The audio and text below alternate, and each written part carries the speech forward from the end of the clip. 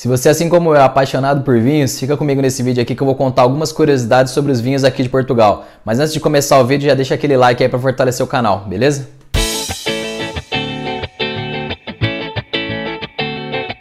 Salve, salve viajantes, tudo certo? Se você ainda não me conhece, meu nome é Robert Lucena e esse é o canal Cenas do Mundo. Sejam muito bem-vindos. Por aqui eu conto como é a minha vida aqui em Portugal. Conforme eu vou aprendendo as coisas, vou trazendo algumas dicas aqui e também mostro alguns passeios que eu faço aqui em Portugal e pela Europa.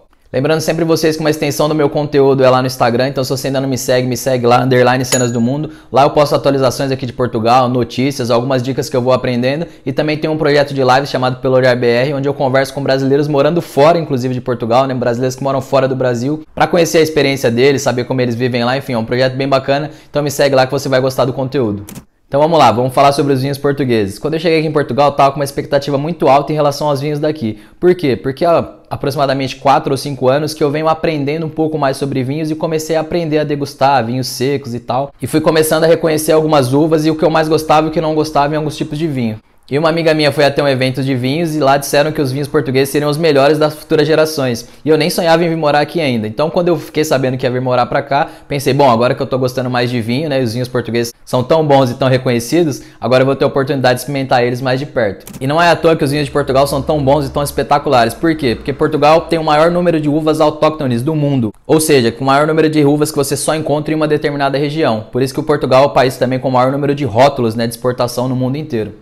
E como eu disse, no Brasil eu estava começando, né, algo recente, a aprender a tomar vinhos. E lá eu escolhia sempre pela uva. Então, Cabernet, né, tinha o rótulo, né, a marca, e dentro da marca eu procurava qual que era a uva que eu mais me identificava, né. A minha preferida era a Carmenère, de vez em quando gostava de tomar um Malbec, né, um Cabernet Sauvignon, e estava começando a aprender pelas uvas. Quando eu cheguei aqui e fui começar a procurar os vinhos, eu não encontrava as uvas, né, não tinha lá. Então você procura um vinho, tem lá o rótulo, mas ele não fala de que uva que é. Na verdade, aqui qual que é a dica, né, você procurar pela região. E na verdade, pela região, daí você vai encontrar as uvas, né? Cada região tem um cultivo das suas uvas específicas. Ou seja, quando você encontrar um rótulo de um vinho que você tenha gostado, você vai precisar se atentar à região, Alentejo, Douro, enfim, para você descobrir de onde vem aquele vinho e quais são as uvas que você gosta, né? Então, a partir desse momento, você passa a procurar os vinhos não pela uva em específico, mas pela região onde aquela uva é cultivada. Obviamente, temos algumas regiões que se destacam mais, né? Temos a região do Douro, que é onde é fabricado o famoso vinho do Porto, né? O vinho que talvez a gente mais ouça falar no Brasil. Eu confesso que eu não gosto muito dele, né? Eu acho ele muito doce. Eu fui pesquisar e descobri por que ele é tão doce, né? O processo de fermentação dele é interrompido antes dos demais. Ou seja, a uva ela ainda não se transformou 100% em álcool. Então ela deixa ainda um pouquinho do doce da fruta e por isso que ele é tão doce assim. E o álcool é forte, né? Porque ele é adicionado também 70% ali de aguardente. Por isso que ele é forte e doce. As pessoas nem costumam tomar tanto ele como vinho, né? Em cálices grandes, né? Costumam tomar mais como se fosse um licor, né? Até porque ele é mais encorpado, né? Ele é mais licoroso. Então as pessoas costumam tomar ele um pouquinho mais como se fosse uma cachaça, né? E não como um vinho mesmo. Mas para quem gosta, né, do vinho do Porto, tem 3 tipos, né? O vinho Tawny, o branco e o Rubi. Então você precisa encontrar aí, né, qual que é a sua preferência dentro dos 3 tipos de vinho do Porto que tem. Ah, e uma curiosidade, ele é chamado de vinho do Porto, mas ele é fabricado, na verdade, numa cidade que fica a 100 km do Porto. Mas como ele começou a ser comercializado e exportado através do Porto, ele ficou conhecido como vinho do Porto. Uma outra região famosa, se você já conhece um pouquinho de vinho português, você com certeza já se confundiu aí a questão dos vinhos verdes, né? O vinho verde é uma região, né, lá no noroeste do país onde são fabricados esses vinhos e não tem muito a ver aí com a cor, né, e sim com a região. Então quando você pegou ali provavelmente um casal Garcia e entendeu como vinho verde, não era da cor, mas sim quando você vê vinho verde é a região. Tanto é que existe o vinho verde branco, existe o vinho verde rosé, o vinho verde tinto. Então esse vinho mais conhecido que a gente toma no Brasil é o vinho verde branco, né, aquele casal Garcia que você costuma ver com mais facilidade nos mercados do Brasil.